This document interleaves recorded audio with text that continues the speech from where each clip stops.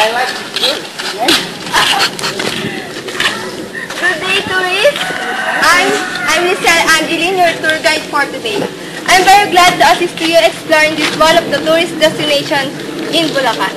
And now, as you can see, this is the General Emilio Aguinaldo Mural Shrine. Are you all excited exploring and see the beauty of Biak na bato? Yes. Okay. I just want to say some few friendly reminders.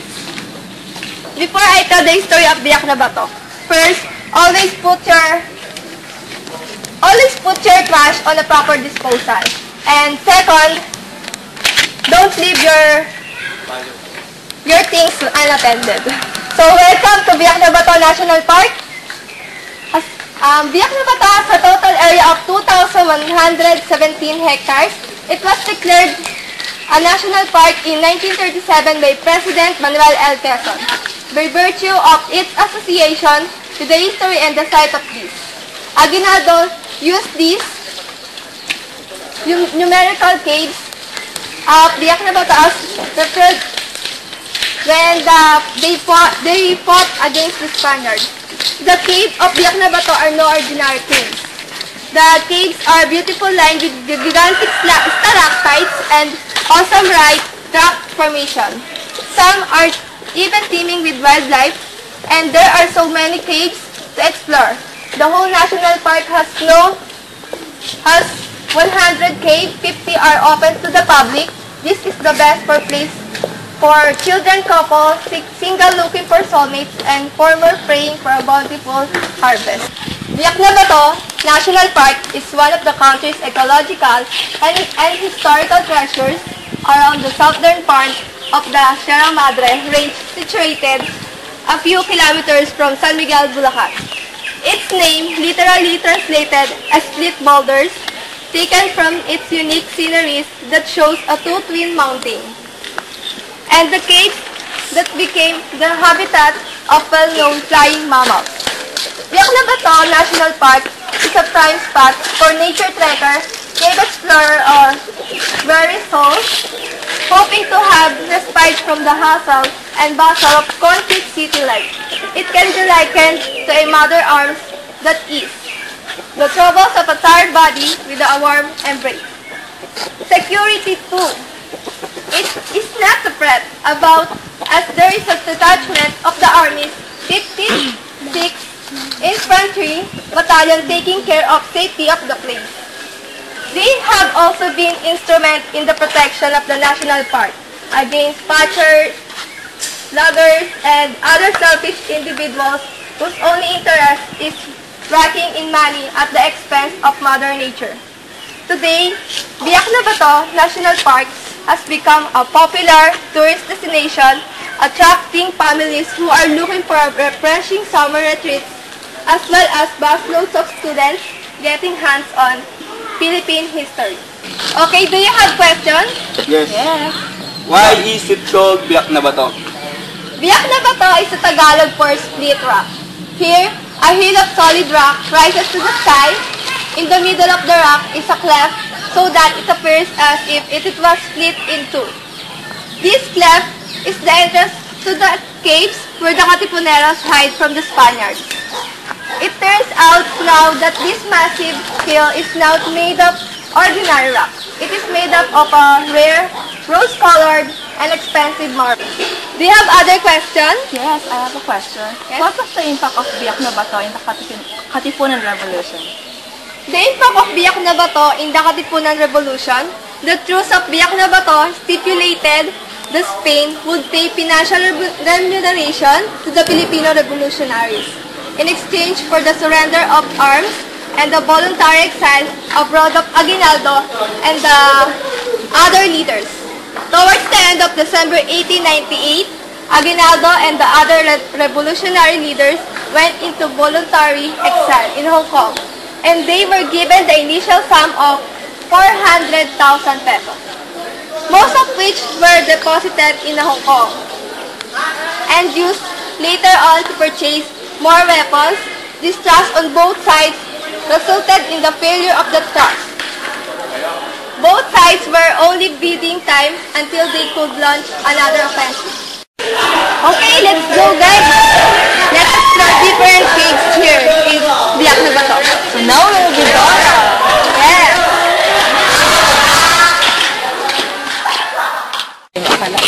This is the hanging cave. As you can see, this is the underground cave. Is this safe? Yes. Are you sure?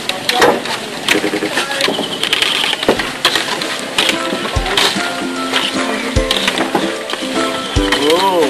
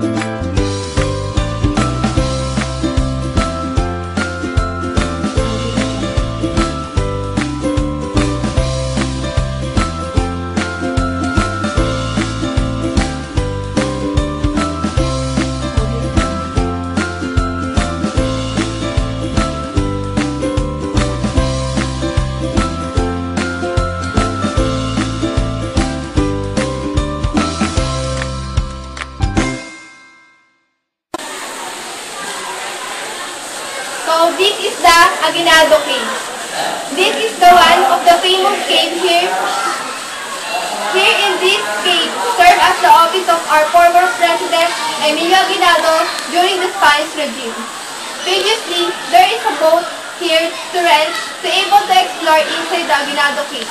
From 2001, this cave became water, which is the source of water here in the park, and taking bath and boating here became prohibited.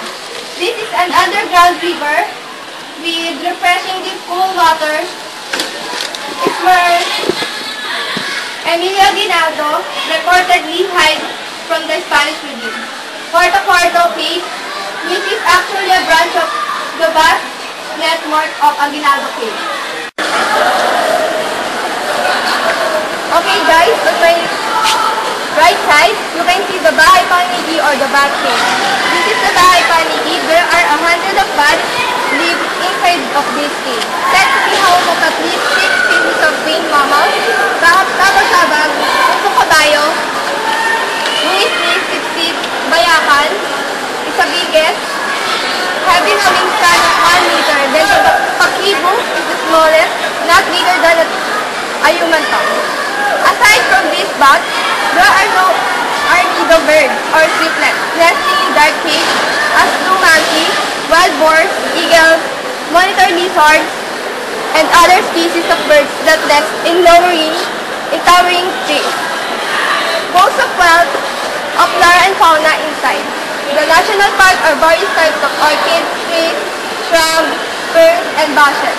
The bukawi or buho used as a weapon during a revolution abound here. This cave also used as hideout of Filipineros. This is also considering as one of the beautiful caves here in Biak na Bato because of the rock formation. As you can see, it is connected to the river which adds beauty to the scenery. The map of this long and expansive cave is gigantic. Look closely and you will notice fruit bats lining the ceiling of this incredible cave. Although it disturbing the bats with flashlights, it's not permitted. You can watch their dramatic light from the cave as well. Go!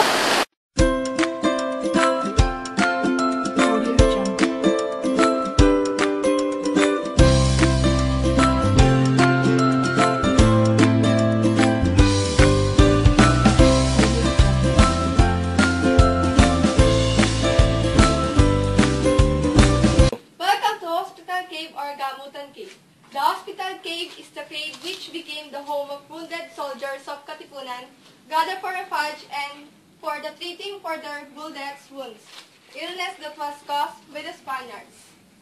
They chose the cave to be their hospital because it is well lighted and the ground is not so rocky. A forming stalactite can be seen inside, and stalactite is a long piece of rock which hangs down from the ceiling of limestone cave.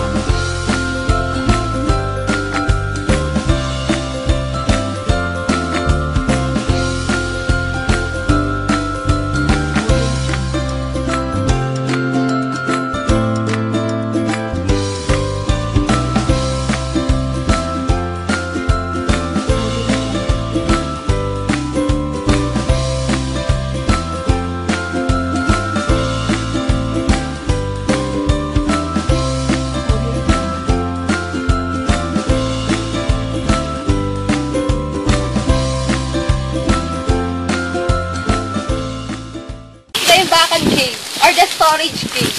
This unit 3 or the Imbakan cave played a big role during the fight against the Spaniards. This is the place where the Katipuneros stored their food, medicine, bullets, ammunition, and other things that they were using at that time. It is situated near the hospital cave. This cave is guarded by large columns, stalactites, and stalagmites, joined by the same size stalactites, and form an amazing architectural structure. Among these 3 caves in this area, this is the smallest in terms of place. Once again, this is the Imbakan cave or the storage cave. Mr. Guide, what's the name of this cave? This is the Tanggapan cave or the meeting place of Katipuneros, leaders, and new members. This is the place where the newly recruit is being briefed and also test the loyalty to the group. They bring the newbies here with blindfolds and without any footwear.